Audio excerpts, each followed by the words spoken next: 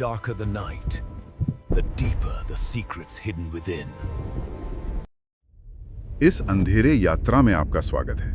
यानी इस अंधेरे सफर में आपका स्वागत है। आज हम जिस विषय की गहराई में उतर रहे हैं वो हम सब की जिंदगी का हिस्सा है, लेकिन शायद हम उसे कभी ठीक से समझ ही नहीं पाए। और वो विषय है समय। हाँ, समय।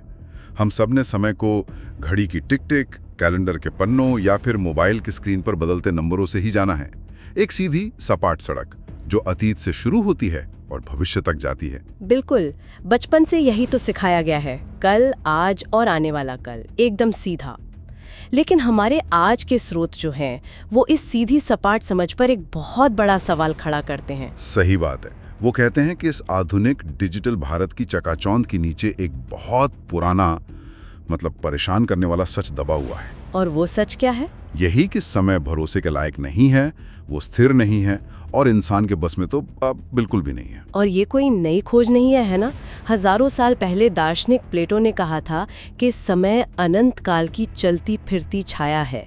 चलती फिरती छाया, ये सुनने में बड़ा काव्यात्मक है। पर सोचिए, छाया असल चीज नहीं होती, वो तो बस एक अक्स होती है, एक परछाई। तो क्या हमारा समय भी किसी बड़ी हकीकत की सिर्फ एक परछाई है? और अगर हम भारतीय पुराणों की तरफ देखें तो ये बात और भी गहरी और थोड़ी, क्या कहते हैं, डरावनी हो जाती है। हाँ, क्योंकि हमारे पुराण तो ये कहते हैं कि समय कोई सीधी सड़क है ही नहीं, बल्कि एक चक्र है, एक पहिया जो घूमता रहता है।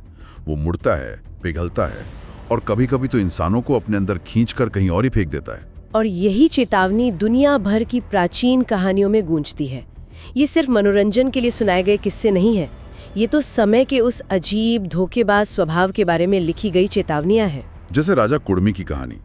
वो अपनी बेटी रेवती के लिए एक योग्य वर खोजने देवलोक गए थे, मतलब ब्रह्मा के पास। हाँ, और वहाँ सभा चल रही थी, संगीत था, तो उन्हें लगा होगा कि बस कुछ ही वक्त गुजरा है। बिल्कुल, शायद कुछ घंटे बीते होंगे, लेकिन जब वो धरती पर वापस लौटे तो यहाँ सब कुछ बदल चुका था। एक दो नहीं बल्कि कई युग बीत चुके थे। उनका राजपाट, उनके लोग, सब समय की धूल में मिल चुके थे। इसी तरह की एक कहानी ऋषि हनोक की भी है। हाँ, स्रोतों के मुताबिक वो स्वर्ग में कुछ ही दिन गुजारकर जब पृथ्वी पर वापस आए तो यहाँ सैकड़ों साल बीत चुके थे। एक पूरी की पूरी दुनिया उनकी आंखों के सामने बदल गई थी। और फिर आइलैंड की वो कहानी है ओशन की, जो परियों के देश में थे, जहाँ वो हमेशा जवान रहे, समय गौन पर कोई असर नहीं हुआ। लेकिन जैसे ही उन्होंने अपनी धरती पर वापस कदम रखा, सदियों का बुढ़ापा एक झटके में उन पर हावी हो गया और वो वहीं मिट्टी में मिल गए। इन तीनों कहानियों में एक पैटर्न दिखता है। एक दूसरी दुनिया है, चाहे वो देवलोक हो, स्वर्ग हो या परियों का देश, जहाँ समय की रफ्तार हमारी दुनिया से बिल्कुल अलग है। हाँ, ये सुनकर आज के दौर में आइंस्टाइन की टाइम डायलेशन थ्योरी की याद आती है कि तेज गति या ज्यादा गुरुत्वाकर्षण में समय धीमा हो जाता है। तो क्या ये कहानियां उसी सिद्धांत का कोई प्राचीन पौराणिक रूप है? देखिए, स्रोत इस पर कोई वैज्ञानिक दावा तो नहीं करते, लेकिन ये कनेक्शंस बहुत दिलचस्प हैं। इन सभी कहानियों का निचोड़ एक ही है, एक फुसफुसाता हुआ संदेश जो हजारों सालों से चला आ रहा है। समय पर भरोसा मत करना, वो किसी भी पल आपको धोखा दे सकता है। बिल्कुल। और यही बात सबसे ज्यादा हैरान करती है। ये प्राचीन चेतावनियां सिर्फ पुरानी किताबों में बंद नहीं है। हमारे स्रोत बताते हैं कि ये आज भी हो रहा है, हमारे आपके शहरों में। मुंबई के ऊंचे ऊंचे फ्लाईओवर के नीचे, अंधेरी गलियों में और खाली पड़े पार्कों में, जहां लोग समय फिसलन या टाइम स्लिप का अनुभव कर रहे हैं। टाइम स्लिप ये एक ऐसी घटना है जहां कोई व्यक्ति अचानक बिना किसी चेतावनी के कुछ पलों के लिए अतीत या भविष्य में पहुंच जाता है। हाँ, और ये कोई विज्ञान कथा नहीं है, बल्कि दुनिया भर में लोगों द्वारा रिपोर्ट किए गए असल अनुभव हैं। कुछ सिद्धांतकार इसे ब्लॉक यूनिवर्स थ्योरी से जोड़कर देखते हैं। एक मिनट, ब्लॉक यूनिवर्स ये क्या होता है? इसे ऐसे समझिए कि समय कोई बहती हुई नदी नहीं है, बल्कि एक डीवीडी की तरह है। उस डीवीडी पर फिल्म का पहला सीन, बीच का सीन और आखिरी सीन सब एक ही साथ मौजूद हैं। अच्छा। हम बस उसे क्रम में देखते हैं। इस थ्योरी के मुताबिक अतीत, वर्तमान और भविष्य सब एक साथ मौजूद है, एक ब्लॉक की तरह। और कभी-कभी हमारी चेतना का जो लेजर है वो फिसलकर वर्तमान के ट्रैक से हटकर अतीत के किसी ट्रैक पर चला जाता है। वाह, मतलब अतीत कहीं गया नहीं है, वो बस वहीं है, एक अलग ट्रैक पर। हाँ, ये सोचने में ही बड़ा अजीब लगता है। तो तो हमारे स्रोतों में मुंबई से जुड़ा कोई ऐसा मामला है? बिल्कुल, चलिए एक केस स्टडी देखते हैं। कई लोगों ने 1901 की मशहूर वर्साई डिटूर घटना के बारे में सुना होगा। हाँ, जहाँ 2 ब्रिटिश महिलाएं फ्रांस के वर्साई महल में घूमते हुए अचानक 18वीं सदी में पहुंच गई। बिल्कुल। अब जरा सोचिए कि ठीक वैसी ही घटना नवी मुंबई के किसी शांत पार्क में घटे। नवी मुंबई में? ये तो मतलब सुनने में ही अविश्वसनीय लगता है। स्रोत एक ऐसी ही घटना का जिक्र करते हैं। 2 महिलाएं, चांदनी मोइली और अनामिका जॉर्डनकर, एक शाम वो एक पुराने पार्क में टहल रही थीं। घूमते घूमते वो एक ऐसे रास्ते पर पहुंच गईं जो उन्हें पहले कभी नहीं दिखा था। और उस रास्ते पे कुछ लोग चल रहे थे, लेकिन उनके पहनावे बहुत अजीब थे, जैसे 1700 के दशक के हों। और वहाँ का माहौल कैसा था? कुछ अलग? यही सबसे अजीब हिस्सा है। अनामिका ने बाद में बताया कि हवा ठंडी या गर्म नहीं, बल्कि अस्वाभाविक रूप से शांत थी। आवाजें दबी हुई थीं, जैसे किसी ने दुनिया का वॉल्यूम कम कर दिया हो। मतलब? उन्हें ऐसा लगा जैसे वो किसी पुरानी धुंधली तस्वीर के अंदर चल रही हों, जिसमें रंग तो थे, पर जिंदगी की वो हलचल, वो शोर शराबा, वो ऊर्जा सब गायब थी। एक मिनट, क्या ये किसी तरह का मतिभ्रम या कोई दिमागी खेल नहीं हो सकता?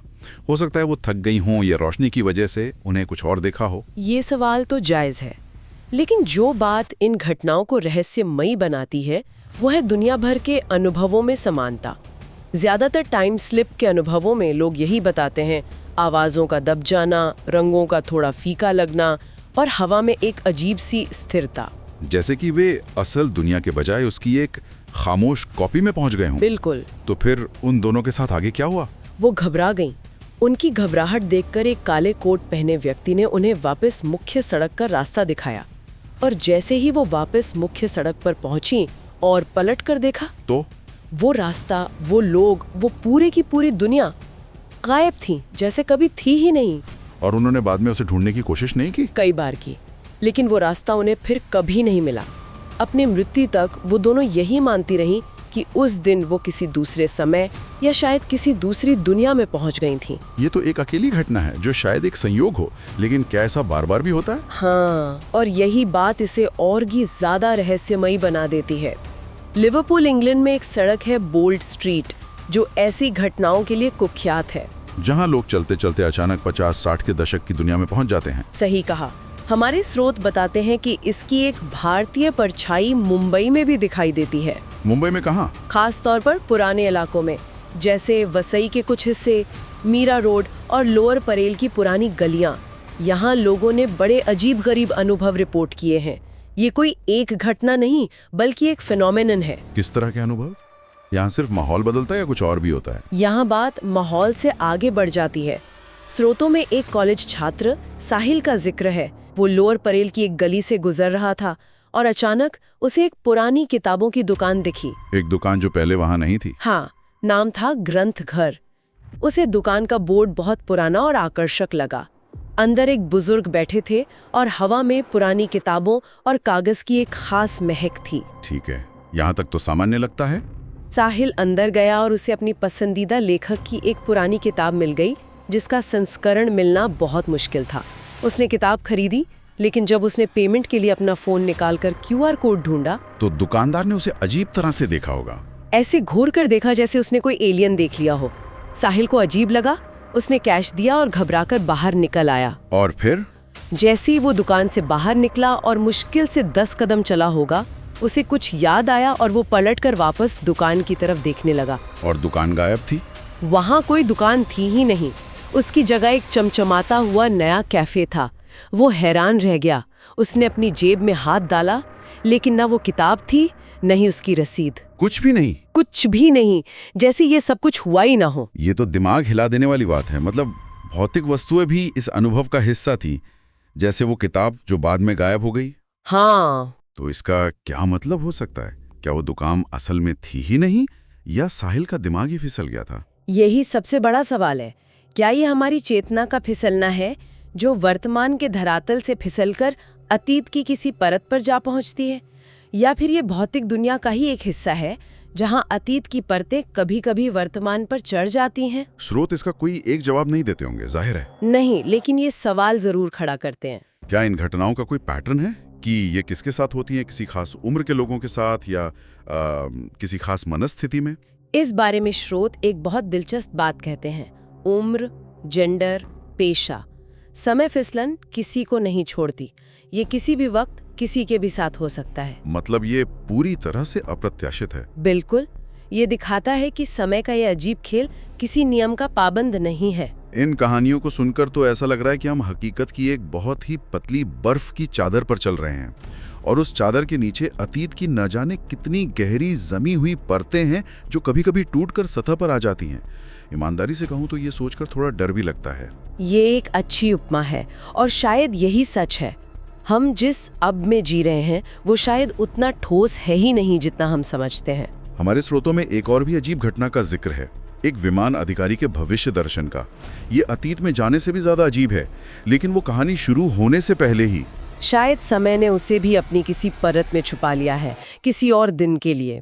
तो आज की इस गहरी पड़ताल में हमने देखा कि समय, जिसे हम एक घड़ी की सीधी और अनुशासित चाल समझते हैं, असल में कितना लहरदार, अस्थिर और अविश्वसनीय हो सकता है। हमने देखा कि कैसे हजारों साल पुराने मिथक और आज के मुंबई की गलियों में होने वाली घटनाएं दोनों एक ही कहानी कह रही हैं कि समय की पकड़ ढीली हो सकती है और हम या हमारी चेतना कभी भी उस पकड़ से फिसलकर कहीं और पहुंच सकती है। ये वाकई में सोचने पर मजबूर करता है कि हमारी असलियत क्या है और हमारा समय पर कितना नियंत्रण है या बिल्कुल भी नहीं। बिल्कुल, और ये एक गहरे सवाल को भी जन्म देता है जिसे श्रोता अपने साथ ले जा सकते हैं।